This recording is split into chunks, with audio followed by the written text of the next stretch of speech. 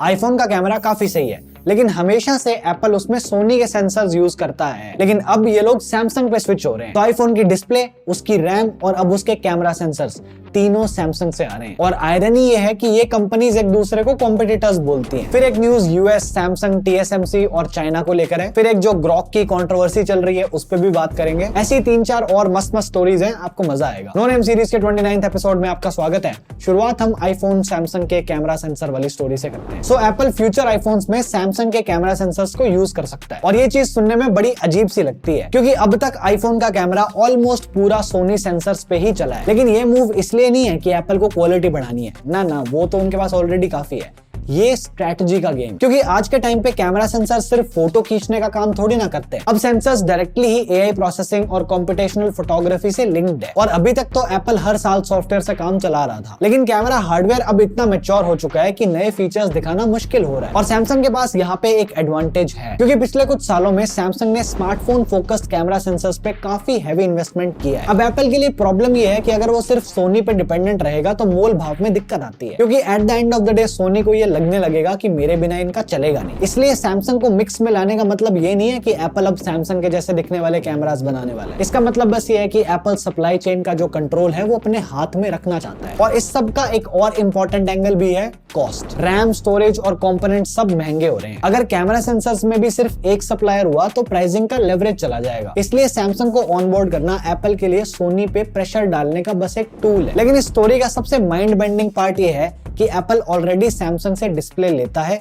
Memory side में भी Samsung का रोल है। और अब अगर कैमरा सेंसर भी सैमसंग से आने लगे तो आईफोन का बहुत बड़ा हार्डवेयर सैमसंग इकोसिस्टम से आ रहा होगा। लेकिन फिर भी मार्केट में दोनों कॉम्पिटिटर्स ही दिखेंगे, क्योंकि होगा क्या कि जो सेंसर सैमसंग देगा वो सैमसंग के फोन में एग्जैक्टली वैसा ही थोड़े ना दिखेगा। एप्पल अपनी ट्यूनिंग, आईएसपी और प्रोसेसिंग से उसे अलग बना देगा। चलो अब अगली कहानी सुनाता हूँ, और ये काफी सही है क्योंकि जियोपॉलिटिक्स वाली है। तो यूएस और चाइना के बीच चिप टेक्नोलॉजी को लेकर काफी टाइम से टेंशंस चल रही है। इसलिए 2022 के बाद यूएस ने डिसाइड किया कि चाइना को एडवांस चिप टेक इतना इजीली नहीं मिलना चाहिए, क्योंकि ये टेक मिलिट्री और फ्यूचर कंप्यूटिंग में काम आता है। इसमें दिक्कत बस ये है कि चिप बनाने के जो मोस्ट इंपॉर्टेंट मशीन्स है उनका कंट्रोल अभी भी यूएस या यूएस लिंक कंपनीज के पास है। तो रूल ये बनाया गया कि अगर ये मशीन्स चाइना जाएंगी तो यूएस की परमिशन लगेगी। लेकिन पंगा ये है कि टीएसएमसी और सैमसंग जैसे ब्रांड्स चाइना में भी अपनी फैक्ट्रीज चलाते हैं। वहां ये लोग कोई नेक्स्ट जेन एआई चिप्स तो नहीं बना रहे, बल्कि नॉर्मल पुराने टाइप्स के चिप्स बना रहे हैं जो कि कार्स, फोन्स और डेली इलेक्ट्रॉनिक्स में यूज होते हैं। तो पहले तो इन कंपनीज को फ्री पास दिया गया था कि जाके चाइना में सामान भेज दो, बट ये पास टेम्पररी बेसिस पे था जो कि 2025 के एंड पे एक्सपायर हो गया। बट अब न्यूज ये है कि टीएसएमसी और सैमसंग को ईयरली अप्रूवल मिल गया। मतलब ये कंपनीज अब अपनी चाइना फैक्ट्रीज के लिए US made chip making machines भेज सकती हैं, लेकिन सिर्फ लिमिटेड और ओल्डर टेक्नोलॉजी के लिए। सिंपल वर्ड्स में नॉर्मल चिप्स चलने दिए जा रहे हैं ताकि दुनिया का काम ना रुक जाए। लेकिन फ्यूचर की पावरफुल टेक्नोलॉजी पे गेट बिल्कुल टाइट रखा गया है। अब मेरा जियोपॉलिटिक्स में घुसने का मन तो नहीं है, पर चलो स्टोरी से लिंक्ड है तो सुना देता हूँ, क्योंकि अगर आप इस सारी स्टोरी में ताइवान का एंगल ऐड कर दोगे तो बात और इंटरेस्टिंग हो जाती है। क्योंकि टीएसएमसी ताइवान की कंपनी है और दुनिया की सबसे एडवांस चिप्स वहीं बनती है। यूएस के लिए ताइवान सिर्फ एक आइलैंड नहीं है, बल्कि ग्लोबल चिप सप्लाई का कंट्रोल रूम है। तो यूएस चाइना को एडवांस चिप टेक देना नहीं चाहता, क्योंकि फ्यूचर पावर तो चिप से ही डिसाइड होने वाली है। पर साथ ही यूएस ये भी नहीं चाहता कि चाइना चिप मैन्युफैक्चरिंग में एकदम से कोलैप्स हो जाए, क्योंकि अगर चाइना की फैक्ट्रीज बंद हुई तो ग्लोबल इलेक्ट्रॉनिक्स मार्केट में पटाखे फूट जाएंगे। इसलिए यूएस चाइना में टीएसएमसी और सैमसंग को ओल्डर चिप टेक पे काम करने दे रहा है, ताकि चाइना डिपेंडेंट रहे, सप्लाई चेन चलती रहे और ताइवान पे लोड ना आए। बिकॉज जैसे ही लोड ताइवान पे गया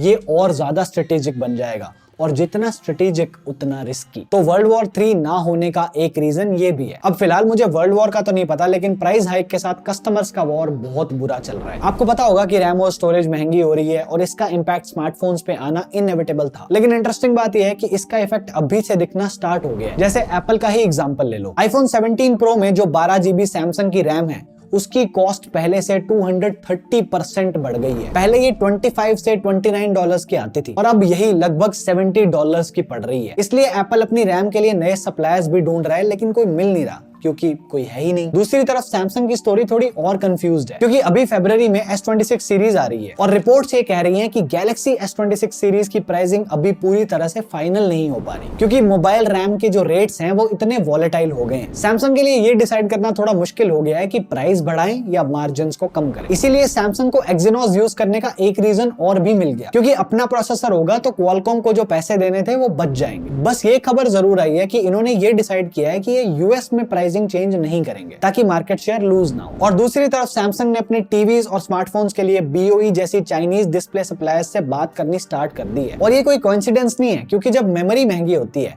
तो ब्रांड्स दूसरे कंपोनेंट्स में कॉस्ट कटिंग करते हैं ताकि फाइनल प्राइस ज्यादा एक्सप्लोड ना करे। ये तो चलो बिल्कुल ऊपर वाली बातचीत है। एक बार आप वीवो और नथिंग को भी देख लो, ये ब्रांड्स ऑलरेडी ओपनली प्राइसेस बढ़ा चुके हैं। इन्होंने न्यू ईयर पे फोन प्राइसेस 4 से 13% तक हाइक कर दिए हैं। जैसे Y31 और 31 Pro के प्राइसेस बढ़ चुके हैं, ऐसे ही फोन 3A Lite जिसे कोई लेगा तो नहीं, लेकिन फिलहाल के लिए प्राइसेस तो बढ़ ही रहे हैं ना। बाकी आप इस टेबल में पुरानी और नई कॉस्ट देख के खुद ही अंदाजा लगा सकते हो। अब एप्पल और सैमसंग जैसे ब्रांड्स तो इस लॉस को एब्जॉर्ब भी कर सकते हैं, क्योंकि प्रॉफिट मार्जिन बहुत ज्यादा होता है, लेकिन वीवो और नथिंग जैसे फोन्स को तो डायरेक्टली प्राइस ही बढ़ाना पड़ता है। और ऑनेस्टली बताऊं तो ये सब तो सिर्फ एक शुरुआत है, ये पूरा साल ही ऐसे ही जाएगा। लेकिन सही बताऊं तो मुझे बड़ा दुख होता है जब मैं देखता हूं कि लोग AI से ये सब करवा रहे हैं और इसकी वजह से हमारे फोन का रेट बढ़ रहा है। मतलब इस इनोवेशन के लिए मैं अपना PC बिल्ड रोक रहा हूं, तो रहने दो ना इनोवेशन। हमारी अगली स्टोरी भी इसी पे है। अब AI की वजह से हर चीज के पैसे बढ़ रहे हैं और आप खुद देख लो कि AI का यूज आखिर हो कैसे रहा है। ग्रॉक जो ट्विटर का AI चैटबॉट है,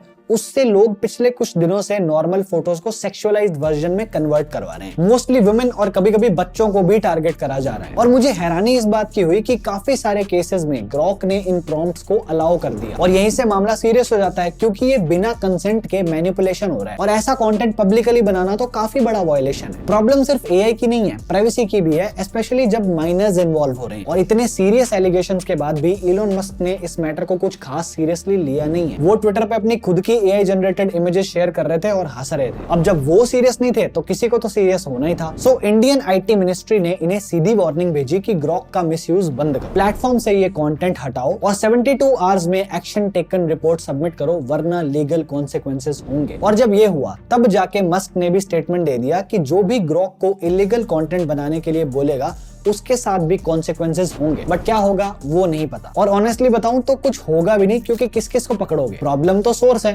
वहां से फिक्स करो। लोगों को क्या समझाते फिर रहे हो? अरे यार, इस वेली जनरेशन के हाथ में अगर आप ऐसा टूल दोगे तो ये तो यही करेंगे ना। तुम्हारा काम है इसको कंट्रोल करना, तुम यहाँ खुद मजे ले रहे हो। और ये सब सिर्फ यहीं पे नहीं हो रहा, AI जनरेटेड इमेजेस अब मेन स्ट्रीम हो गई है। जैसे अभी तक जो फोन लॉन्चेस होते थे उनमें ब्रांड्स क्लेम करते थे कि DSLR जैसी फोटो आएगी, लेकिन Realme ने कहा इतनी मेहनत क्यों करनी है। इनका 16 Pro Plus लॉन्च होने वाला है और इन्होंने ट्विटर पे कुछ सैंपल्स डाले हैं। पहले तो ये सैंपल्स ही काफी AI जनरेटेड लग रहे हैं। ऊपर से आप इस फोटो में देखोगे तो इस बंदे की फिंगर्स जो है वो मेस्ड अप है। और दूसरा, जाना नयन एक तेलुगु फिल्म है जिसका जब ट्रेलर आया तो लोगों ने उस ट्रेलर में एक्शन सीन्स तो देखे, लेकिन साथ में कोने पे एक छोटा सा जेमिनाई का लोगो भी देखा। तो जो हाल है, इस हिसाब से मेन स्ट्रीम फिल्म्स में भी AI जल्दी ही एंट्री मार लेगा। खैर, इस AI वर्ल्ड से बाहर आते हैं। मैं आपको रियल वर्ल्ड का एक इंसिडेंट बताता हूँ। मुंबई में रहने वाली एक नॉर्मल वुमेन जिसे स्टॉक मार्केट से रिलेटेड एक एड दिखती है। ये एक टेलीग्राम पे स्टॉक टिप्स टाइप का ग्रुप था और ये फुल फ्लेज्ड ओरिजिनल लग रहा था, क्योंकि ग्रुप में काफी नॉइस था। यहाँ मेंटर्स थे, कॉल्स होती थी, लोग प्रॉफिट्स भी दिखा रहे थे। हर जगह green screenshots, thank you messages, sir आपने कमाल कर दिया टाइप की वाइब्स चल रही हैं। फिर इस स्कैम को बिलीवेबल दिखाने के लिए इस लेडी से छोटी अमाउंट्स ली जाती हैं,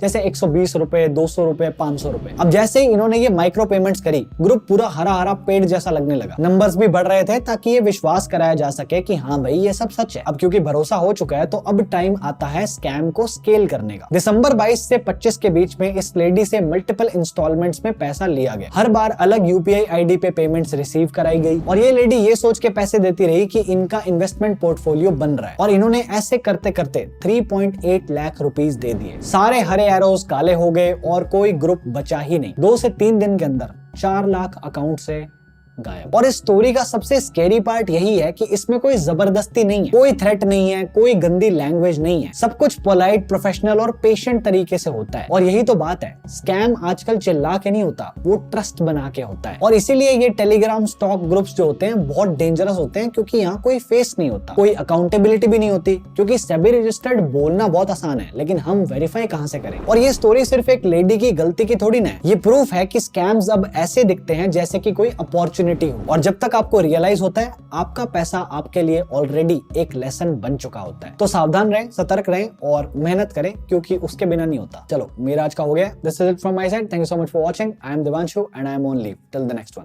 बाय बाय।